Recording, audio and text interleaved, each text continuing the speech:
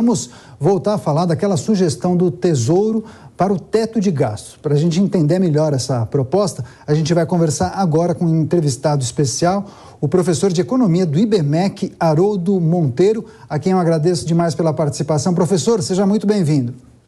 Obrigado a vocês aí pela participação. Perfeito. Boa noite a todos. Muito bom. Professor, como o senhor está avaliando as discussões em torno da construção de um texto para a chamada PEC de transição, que possibilitaria que o governo eleito cumpra os compromissos de campanha? A gente lembra do Auxílio Brasil de R$600, incrementos na área da educação, saúde, além do aumento real no salário mínimo. O senhor entende que os fins justificam os meios? O furo do teto lhe parece justificável nesse caso? Quais seriam os reflexos? Bom, o governo ele fez diversas promessas aí de campanha e agora está tentando cumpri-las, né? E só que não existe recursos suficientes para isso se você continuar com a política fiscal que a gente tinha anteriormente, que era o teto de gastos, que já tinha sido, por diversas questões, inclusive de pandemia, ele já tinha sido extrapolado aí no governo Bolsonaro. Mas sempre foi nada que fosse perene, né? Nada que fosse considerado ao longo do tempo.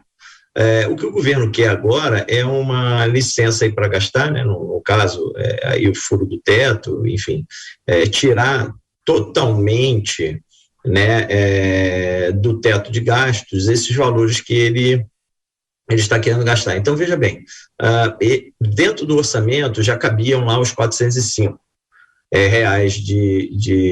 de Auxílio Brasil, né?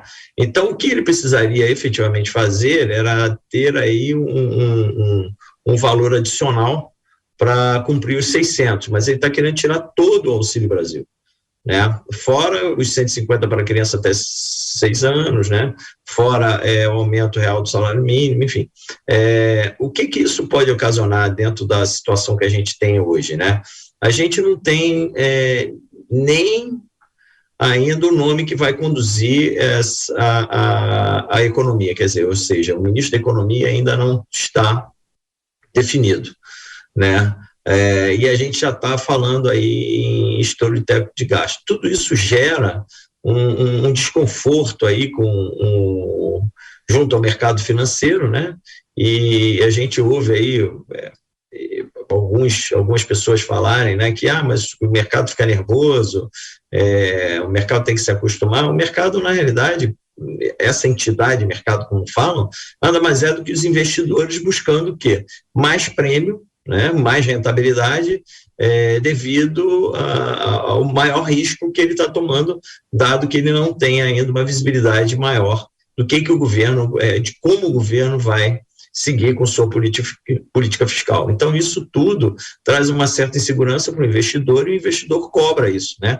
É o que a gente chama aí, o jargão do mercado, que a gente diz que o mercado coloca no preço, né? Então, nada mais do que isso, né? Nervosismo exacerbado do mercado, mas ele coloca isso no preço, né?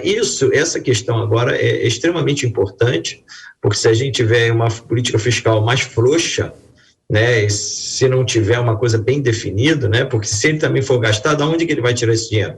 Ele vai implementar uma reforma fiscal, fala-se do IVA, coisa que já ouço já há vários anos, né, vai simplificação, né, então assim, tem coisas que são requentadas ainda, na realidade a gente não viu nada ainda que dê conforto, né, ao mercado, né, e assim, de onde ele vai tirar esse dinheiro? Ele vai taxar dividendos, vai taxar grande fortuna? Da onde vem mais essa taxação? A gente não sabe, ou seja, ninguém sabe, né? Dado que a gente também não sabe o ministro da Economia, que vai tomar posse aí a partir de 1º de janeiro. Então, todos esses fatores geram muita volatilidade no mercado, muita insegurança, e isso não é bom para a economia de uma maneira geral. Sem previsibilidade, a gente não consegue, os investidores fogem do mercado, não conseguem fazer grandes investimentos. Hoje a nossa taxa de juros já está alta, né? Já é uma das taxas de juros mais altas aí, que a gente tem. A gente está com uma expectativa de inflação aí de 5,20, 5,30 aí agora para os próximos 12 meses. Pois é. E a gente tem uma taxa de juros de 13,75, né? Agora, rapidamente, a gente está querendo saber aí quando é que essas taxas de juros vão efetivamente cair, mas para que elas caiam, a gente precisa ter uma segurança nessa política fiscal do governo, né? Pois é, já que então, tudo isso impacta. E, inclusive, né, trazendo essa insegurança, isso pode vir até... É que ainda não sofreu tanto, porque a taxa de juros, em comparação com o que está lá fora, a gente tem um fator aí de entrada de recursos financeiros ainda, para aproveitar essas taxas de juros, que o dólar ainda não estressou muito, né? Agora, mas professor, tudo isso pode gerar uma inflação maior, enfim, são muitos fatores aí que podem ainda trazer bastante instabilidade no mercado. Pois é, já que o senhor falou em previsibilidade e insegurança jurídica, inclusive, para investidores internacionais, dependendo de como o novo governo venha a administrar as questões que envolvem a economia, hoje o Tesouro Nacional, uma área técnica do órgão, propôs uma flexibilização do teto justamente para permitir que a despesa do governo cresça acima da inflação. Essa seria uma proposta para 2024. E esse teto seria flexível, dependendo do cenário, com dívidas em alta ou em queda. O senhor viu a proposta, o que o senhor achou? Passa também pelas questões que envolvem previsibilidade ou até segurança jurídica para as pessoas que pensam em investir no Brasil, grandes players? Eu cheguei a ver isso realmente na mídia, né? Então, essa área do Tesouro fez um estudo no qual ela gostaria de atrelar a dívida líquida do governo ao crescimento do PIB, né? A um percentual do PIB, né? Então, caso isso fosse implantado, isso traria uma certa previsibilidade, sim, ao mercado, até porque você saberia que o governo poderia se endividar até um percentual X do PIB, né? Isso, logicamente, o PIB aumentando, ele poderia aumentar um pouco também a sua dívida, mas sempre seguindo esse percentual, né, em relação ao PIB. Então, isso traz um pouco, mas já é alguma coisa, pode ser uma saída, né? Já é alguma coisa que traz realmente mais previsibilidade para o mercado, mais do que hoje a gente dá uma... tinha aquele filme, né, que falava licença para matar, esse é licença para gastar. A gente não sabe aonde vai isso, né? Então, isso daí realmente traz um pouco de desconforto, né? Já essa proposta do Tesouro já é alguma coisa que a gente consegue aí trabalhar.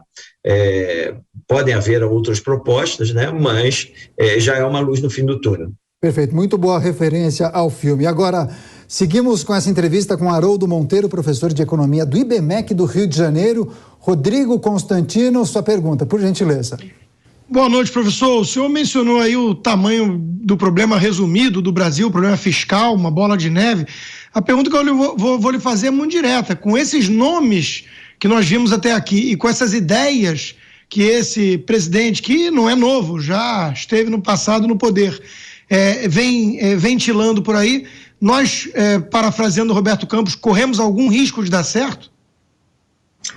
Então, a gente aqui no Brasil, com certeza, a gente precisa de um investimento realmente no social, mas desde que ele tenha responsabilidade, né? Seja um investimento responsável, um investimento que deva passar aí por um corte de gastos, né? Não só aumento de gastos, mas corte de gastos também, né? E, assim, ajudar realmente a parte social do Brasil é importante, mas a gente precisa aí de pessoas, ou seja, economistas aí com uma cabeça mais voltada aí, mais liberal, ou seja, para o mercado, que a gente possa continuar com o projeto de desestatização da nossa economia, ou seja, as privatizações, isso é muito importante, né? A gente precisa criar menos burocracia, menos Estado e mais mercado, e o Estado tomando conta daquilo que efetivamente ele deva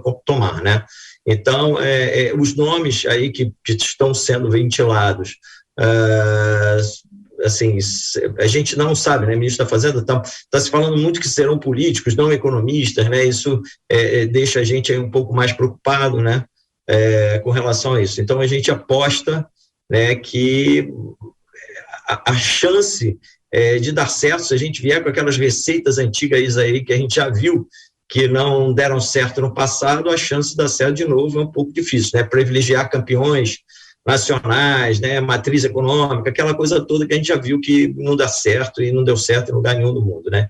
Então, a gente precisa aí realmente de continuar um projeto de menos participação aí do Estado e maior participação aí do mercado, um Estado livre, um Estado que uma economia livre, né? Onde a gente possa ter menos burocracia, menos impostos, menos amarras aí na economia, para que a gente aí sim possa crescer e aí com o crescimento da nossa economia a gente reduzir aí a pobreza e a redução da desigualdade que há aí na população.